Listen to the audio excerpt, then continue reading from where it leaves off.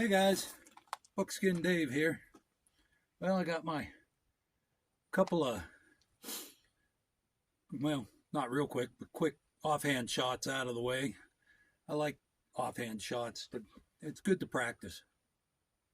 I shot this elk a while back. I found a picture and it reminded me. I shot it with a Sharps rifle. It wasn't this one. It was the rifle that I had at the time. It's a long time ago. And I hadn't seen any elk. I'd been hunting for weeks and I hadn't seen anything. And I finally spotted two elk. They're out in the sagebrush about this tall, a couple 100 yards, and there's just no way you can sneak on them. And they laid down. And so there was this drainage ditch, or not even a drainage ditch, an irrigation ditch. And they were kind of alongside of that. So this thing was about 20 feet wide. And yeah, I just had to crouch about that much, keep my head. It was pretty deep and it was dry.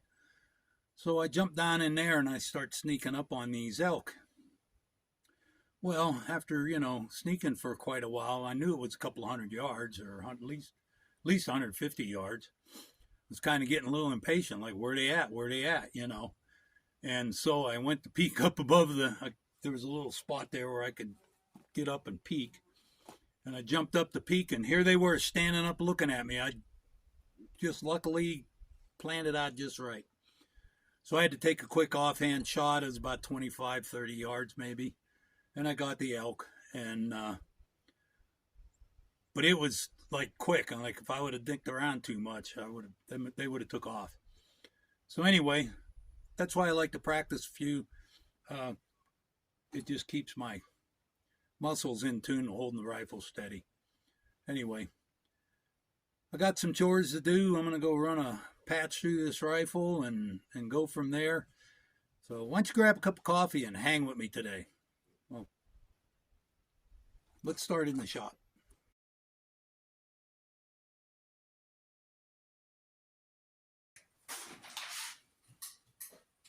Anyhow, got to run a patch down here. And I load these up, just a couple of shots. Like I say, I load them right after I shoot them. It takes me a few minutes. I'm set up here. Anyway, I got to put this, the piece of molding goes on the base of my side-by-side windshield. There's a crack about that big. And I ordered a piece of material that fits up in there, and it'll form around the body and close as much of that crack as I can.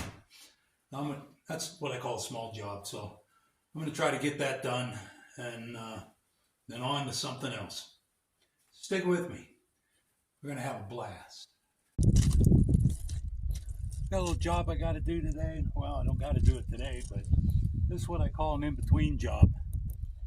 When I'm done moving that firewood, I got to get some more firewood in here before I split it. So, and I got other shit to do, but this is what I call an in-between job. This windshield, the way it's cut around here, it doesn't form a very good seal. It's about maybe half an inch. And man, that cold wind just comes right in there. So I found this piece of material on the internet for like $10. It's got a slot where it'll fit up in there, and then when you push it down against the body here, it'll kind of seal it. I used to have some foam rubber in there and it rotted, and I found this. So all I had to do is take these 4 screws out so I could lift it up. But I'm going to have to cut it around some of the attachments. But anyway, I'm going to get this done here real quick, and in between job.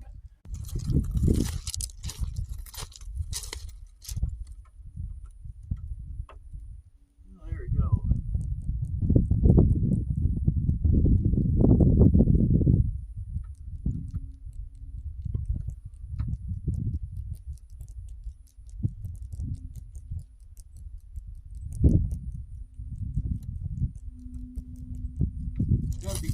Gotta be careful here when I'm doing these, so I don't want to put any tension on that plastic because it'll crack. But this thing here, to get it ready for this season, I wanted to do this. That'll keep wind from coming in. the canvas doors need some work. I either need to, they want like $400 for just a set of canvas doors, and you still got to put the snaps and everything in there. And they make a door for this one, but it's like several $1,000s. So I think I'm going to put new zippers on these doors and just go from there. This was one of the things I wanted to do. I get them doors kind of closed up to keep some wind out, and then it needs the oil changed and some grease and a spark plug. So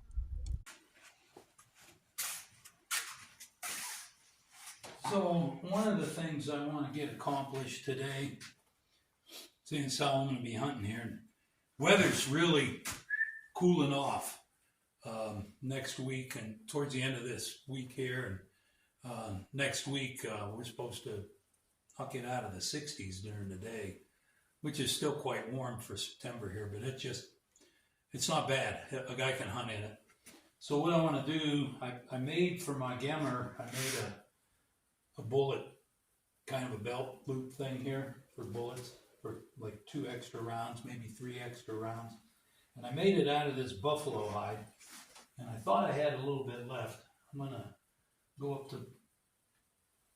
at the house and see if I have some more of that buffalo hide. I want to get that made today, so probably by the next episode it'll be on there, and I'll be taking them out of there instead of my pockets. You know, one of the good things about having a vest with 3 or 4 pockets, I could carry just about everything I need in pockets without even putting the backpack on. I mean, even muzzle loading, a small flask, bullet bag, a couple of things in your pocket, a bullet board. And for this, you know, a couple of rounds in your pocket and sandwich, and off I go. Other than water, I'm in pretty good shape. Anyway, I'm going to work on this, so stay tuned next time and we'll have a look at it. Oh, there we go. Anyway, so one of the viewers asked a question of what solvents I use, and especially when I'm doing duplex loads where there's black powder and smokeless involved. And usually when I'm shooting black powder, all black powder, basically the old days it was water. I mean, warm water or just water would break down black powder pretty good. I've been using, what I like a lot is 2 things. One if I have a lot of grease, I like using Simple Green. This is a concentrate Simple Green. It's not diluted. And I like using that if I'm trying to break grease. But if I'm just cleaning black powder like I did here today, this is Windex. And it's not regular Windex, it's special Windex. It has vinegar in it, okay? And the vinegar is just acetic enough that it cuts the black powder down.